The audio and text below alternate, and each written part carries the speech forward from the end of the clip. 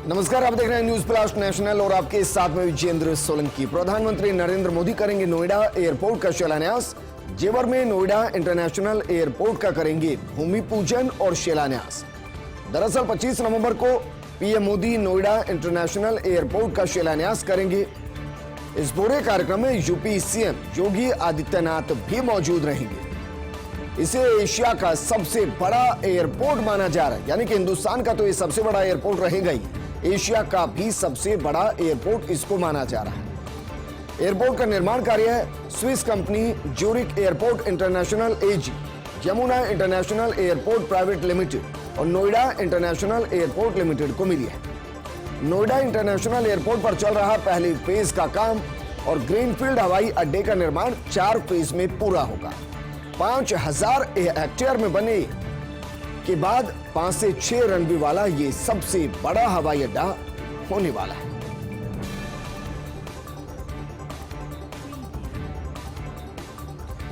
वहीं महाराष्ट्र के पंढरपुर को प्रधानमंत्री मोदी की सौगात मिली है। 2 राजमार्गों का पीएम मोदी ने शिलान्यास किया है।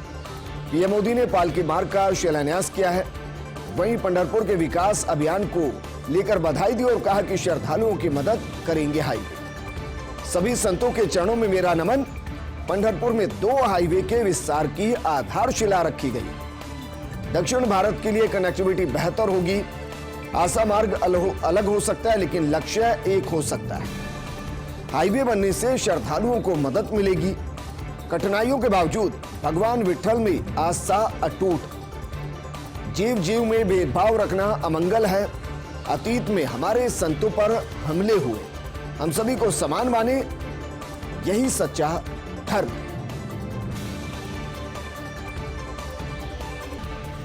मिराज ग्रुप पर 869 करोड़ रुपए की जीएसटी चोरी प्रकरण से जुड़ा ये मामला।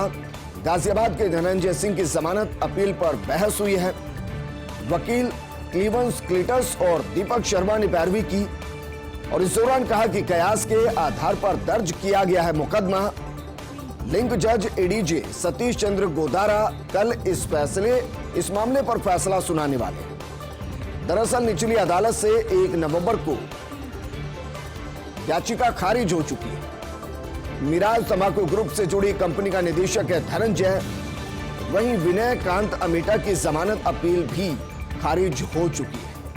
डीजीजीआई ने धनंजय और विनय कांत को 24 अक्टूबर को किया था गिरफ्तार और 16 नवंबर तक न्यायिक हिरासत में है दोनों आरोपी। मदन पालीवाल और प्रकाश चंद्र पुरोहित हैं मिराज ग्रुप की कर्ता धर्ता।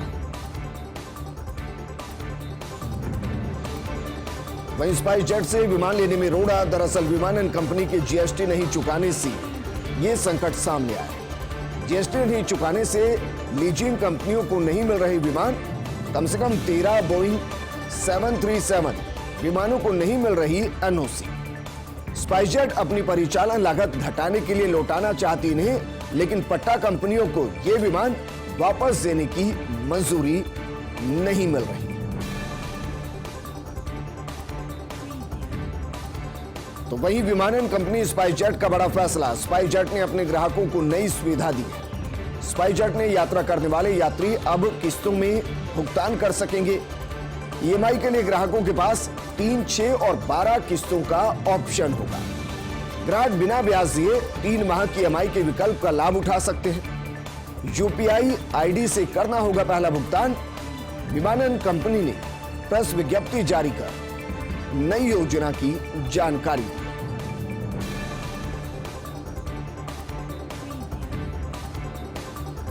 कर्नाटक के मुंबई कर्नाटक क्षेत्र का नाम बदला है।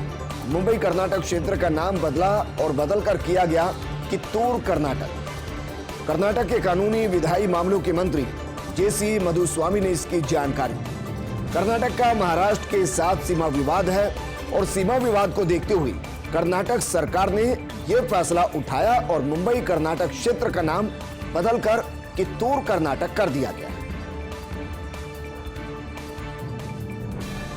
दिल्ली के उपहार सिनेमा अग्निकांड में फैसला आया। दोषियों को 7 साल की सजा मिली है। दरअसल अंसल बंधुओं को 7 साल की सजा का ऐलान किया गया है। सुशील और गोपाल पर 2.5 करोड़ का जुर्माना लगाया गया है और सबूतों से छेड़छाड़ मामले में दोषी भी दोनों को पाया गया। दिल्ली की पटियाला हाउस कोर्ट ने आज सजा सुनाई है। आपको बता दें कि 13 जून 1997 को ग्रीन पार्क स्थित उपहार टॉकीज में आग लग गई थी। घटना में 59 लोगों की जलने और दम घुटने से मौत हो गई थी। उपहार टॉकीज में उस दिन लगी थी बॉर्डर फिल्म।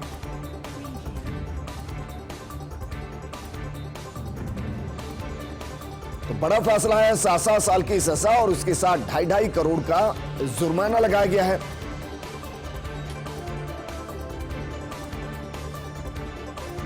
सौर ऊर्जा के क्षेत्र में तेजी से कदम उठाता भारत। बीते 7 सालों की बात की जाए तो बीते 7 सालों में भारत की सौर ऊर्जा क्षमता 17 गुना तक बढ़ गई है। COP26 क्लाइमेट समिट में भारत की तरफ से इसका खुलासा किया गया।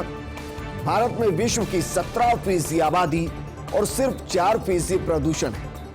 भारत विश्व में कार्बन उत्सर्जन करने वाला तीसरा बड़ा देश है। भारत का 2070 तक नेट जीरो तक पहुंचने का लक्ष्य है।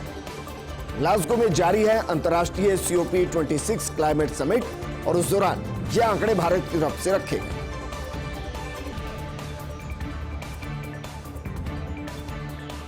पुलवामा ने कैसे बदली 2019 की तस्वीर। दरअसल हिंदुस्तान टाइम्स में लोकसभा चुनाव 2019 को लेकर लेख और चुनाव से पहले बीजेपी को मिला राष्ट्रीय सुरक्षा का मुद्दा। 2019 के लोकसभा चुनाव में थी कांटे की टक्कर। 3 प्रमुख राज्यों में विधानसभा चुनाव हार चुकी थी बीजेपी। वहीं दूसरी तरफ बढ़ती अर्थव्यवस्था से जूझ रही थी बीजेपी।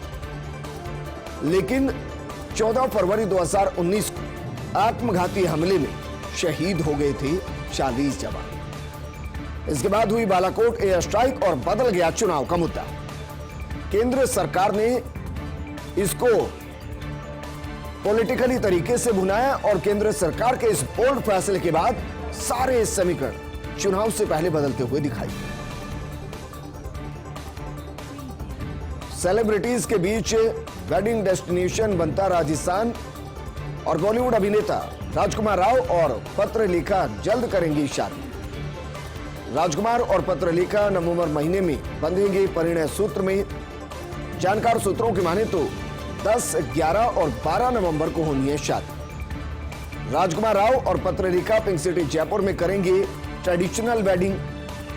वहीं रणबीर कपूर और आलिया भट्ट भी जल्द बंधेंगे परिणय सूत्र में। शादी को लेकर कुछ दिन पहले थी दोनों के जोधपुर आने की चर्चा और दोनों जोधपुर पहुंचे भी थे। जोधपुर में शादी को लेकर दोनों ने जगह भी फाइनल कर ली थी।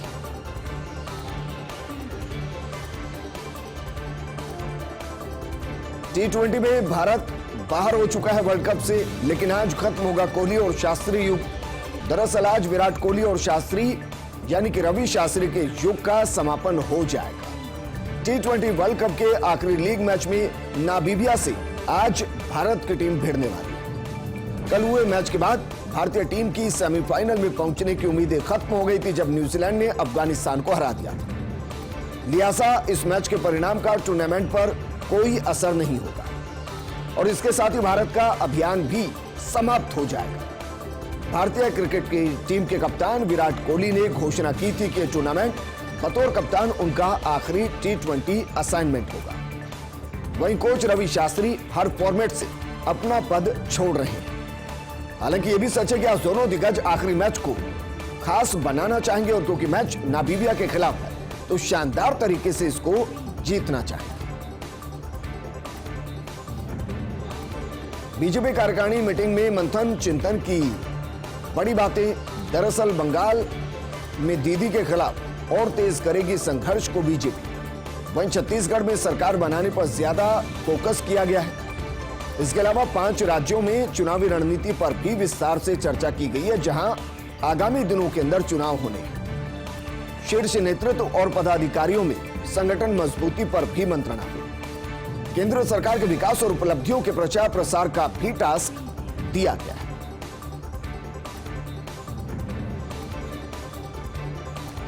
मंत्रिमंडल विस्तार से पहले कार सेवा दीपावली जा चुकी है। विस्तार की सुगबुगाहट शुरू हो चुकी है। कई विधायक इसके लिए लगातार भाग दौड़ भी लगा रहे हैं। दरअसल उपचुनाव में जीत के बाद हौसले और भी ज्यादा कुछ नेताओं के बुलंद हो गए हैं, क्योंकि उपचुनाव में जीत का क्रेडिट लेने में वो पीछे नहीं रहना चाहते। ऐसे में उनको दीपावली गिफ्ट का बेसब्री से इंतजार, यानी कि मंत्रिमंडल में जगह।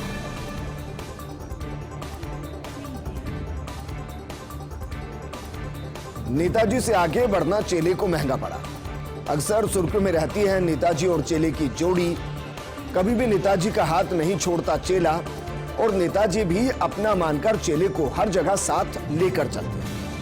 लेकिन नेताजी के साथ रहते रहते खुद नेता बनने के सपने चेला देखने लगा था, और यही सपना देखना चेले को महंगा पड़ गया, भारी पड़ गया। चेले की एक अदने से कार्यकर्ता ने अच्छे से ठुकाई कर दी। जब चेले पर हाथ सफाई का राज खुला तो पता चला कि नेताजी के इशारों पर ही हाथ साफ किया गया, यानी कि नेताजी को नागवार गुजरी थी चेले की आगे बढ़ने की चाहत, और इसलिए ठुकाई करा। नेताजी और चेले दोनों की चुगलबंदी, लेकिन जब चेला नेताजी से आगे बढ़ने की सोचने लगा तो नेताजी ने ही चेले की ठुकाई करा। भारत में नोटबंदी को आज 5 साल पूरे हो चुके हैं, लेकिन सच्चाई है कि 60% ज्यादा नकदी फ्लो हो रही है। 8 नवंबर यानी कि आज नोटबंदी को 5 साल पूरे हो गए हैं। काला धन नहीं हुआ खत्म तो कैशलेस इकोनॉमी पर भी जोर दिया गया। नोटबंदी के बाद भारत में डिजिटल लेन देन पर सरकार का फोकस रहा, लेकिन हकीकत में नकदी पर लोगों की निर्भरता पहले से कहीं ज्यादा हो गई। वहीं आरबीआई की ताजा रिपोर्ट में भी ज्यादा नकदी होने की बात सामने आई। 5 अक्टूबर 2021 को भारत में कुल नकदी 28.30 लाख करोड़ रुपए है, जबकि 5 साल पहले की बात की जाए, 8 नवंबर 2016 की बात की जाए तो ये कैश फ्लो 17.97 करोड़ के आसपास था। और कोरोना वायरस में भी नकदी के प्रति लोगों का भरोसा बढ़ा है, यानी कि सच्चाई ये भी है कि ऑनलाइन ट्रांजैक्शन भी बढ़ा है, क्योंकि 2016 में यूपीआई को इंट्रोड्यूस किया गया था और 100 अरब डॉलर के आसपास का ट्रांजैक्शन यूपीआई के जरिए हुआ है। ऑनलाइन ट्रांजैक्शन बढ़ा है, लेकिन कैश फ्लो भी 13 लाख करोड़ के आसपास बढ़ा है।